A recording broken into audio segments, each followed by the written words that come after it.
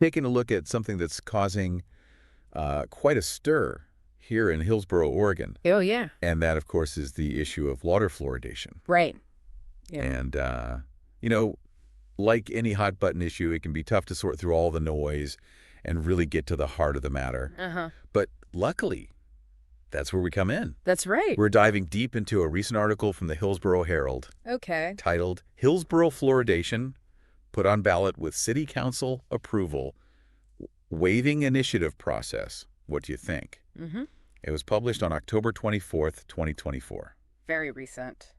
Yeah, so we want to help you get up to speed on this debate quickly. Absolutely. So what are the key arguments? Who are the players? Mm-hmm. And what does it all mean for you as a resident of Hillsboro? Right. So let's start with, something that caught my eye right away. Okay. This whole idea of an advisory vote. Right.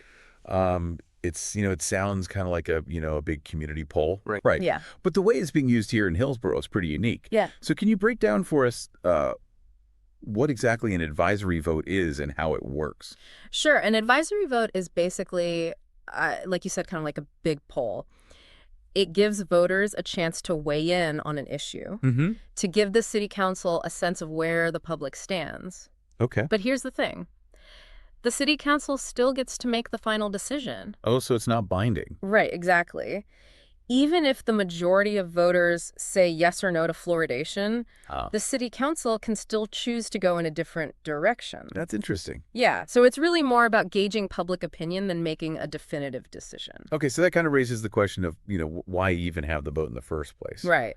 And that brings us to another interesting wrinkle in this whole process. Mm-hmm. The way that this issue ended up on the ballot. Oh. Typically, to get something like this on the ballot, you'd need a citizen-led initiative. Right. Right? A group of residents would have to gather signatures from a certain percentage of the population. Yeah, usually around 15%. 15%, yeah, and that would be... Which, in Hillsboro's case, would be about 10,000 signatures. Wow, that's a lot of signatures. It is. But in this case, the city council decided to waive that requirement. Exactly. They basically fast-tracked it onto the ballot. Okay, and why is that significant? Well, it sparked some controversy because some people see it as the city council giving preferential treatment to the pro-fluoridation group. Oh, well, Especially since this decision came after just one city council meeting on the topic. really? Just one meeting? Yeah, and it wasn't even a very in-depth discussion. There was limited time for public comment and no opportunity for questions and answers. So it seems like some residents might feel like they weren't given a fair chance to have their voices heard. Right, and that lack of transparency has definitely added fuel to the fire. So we've got this advisory vote Mm-hmm. that's not binding, and we've got this somewhat controversial process for getting the issue on the ballot in the first place. Mm-hmm. But beyond all the procedural stuff, Yeah, there are some genuine concerns absolutely. being raised about the safety of fluoride itself. Right. And this isn't just, unfounded fear-mongering. No, not at all. There are actual court cases underway Mm. challenging the safety of fluoride. Specifically, its impact on children's developing brains. So there is some legitimate scientific debate happening here. Oh, absolutely. And to add to that, there's a recent paper from the U.S. Department of Health and Human Services Oh, wow. that found a connection between fluoride levels in drinking water and IQ scores in children.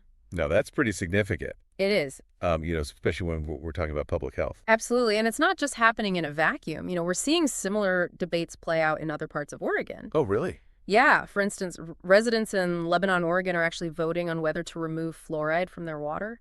Oh, wow. So this is a wider issue than just Hillsboro. Exactly. And just a few years ago, voters in Eugene, Oregon overwhelmingly rejected a proposal to add fluoride to their water supply. Huh.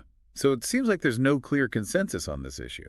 Not at all. It's a really complex situation with valid arguments on both sides. And that brings us to a really interesting point that the author of our article makes Okay. about the cost of removing fluoride from household water. Right. Because if you're concerned about fluoride in your water, you might think, well, I'll just filter it out. Right. But it's not that simple. Okay, why is that? Well, removing fluoride from your home's water supply is actually quite expensive. Really? Yeah, you're looking at installation costs anywhere from $2,000 to $5,000. Wow. Plus, you've got the added cost of annual maintenance. So it's not a small investment. Not at all. And that's a big contrast to the relatively low cost of adding fluoride to the public water system. So it seems like the financial aspect of this is something that people really need to consider. Absolutely, especially those who might be on a tight budget. And, speaking of considerations, it seems like the author of this article is taking a very cautious approach. Uh-huh. They're advocating for a first do no harm stance. Right. They're basically saying, let's not rush into anything until we have more conclusive evidence. And they're actually choosing to abstain from voting on the issue altogether. Yeah, they seem to be concerned about the evolving science and the potential for unintended consequences. Yeah, that's right. So this isn't a situation where everyone's starting from the same point. Exactly. It adds another layer of complexity to an already complex issue. So we've got this mix of scientific uncertainty, cost considerations, Right. and this existing divide in the community. It really highlights the challenges of making a decision that impacts everyone. It does, and it underscores the importance of really understanding all the nuances of this issue Absolutely. before making an informed choice. And that's exactly what we're here to help you do. That's right. So stick with us as we continue to dive deeper into this fascinating and important topic. It's going to be a good one. Yeah. It is. We'll be right back after the break.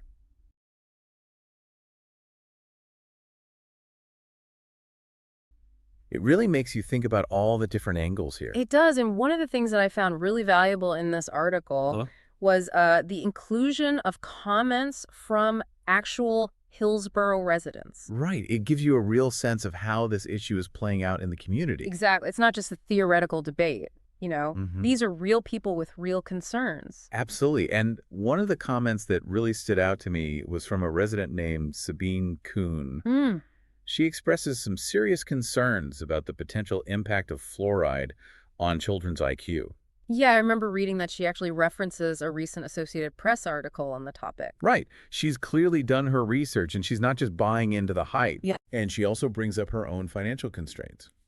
Yeah, which is a really important point. Not everyone can afford to install a whole house filtration system. Right. If fluoride is added to the water supply, she's worried about not being able to protect her family. Exactly. And her concerns are echoed by other residents who are skeptical of the science behind fluoridation and feel like their right to choose what goes into their bodies is being taken away. It's that whole idea of individual liberty versus public health. Right. It's a classic dilemma. And then there's another comment that I wanted to highlight. Okay. From a woman named Chloe.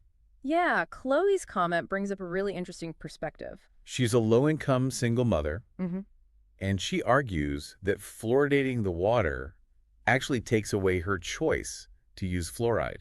That's an interesting point. Because there are already programs in place to help low-income families access dental care. Right, like fluoride treatments and things like that. Exactly. So she's saying that those targeted approaches are more effective and than just adding fluoride to everyone's water. Right. It's about giving people the resources and information they need to make their own choices. I see what she's saying. It's a really nuanced perspective, and it highlights the potential unintended consequences of well-intentioned public health measures. Yeah, sometimes what seems like a simple solution can actually create new problems. Exactly, or exacerbate existing inequalities. It's a good reminder that we need to think critically about the impact of our decisions. Especially when those decisions affect the health and well-being of our community. Absolutely.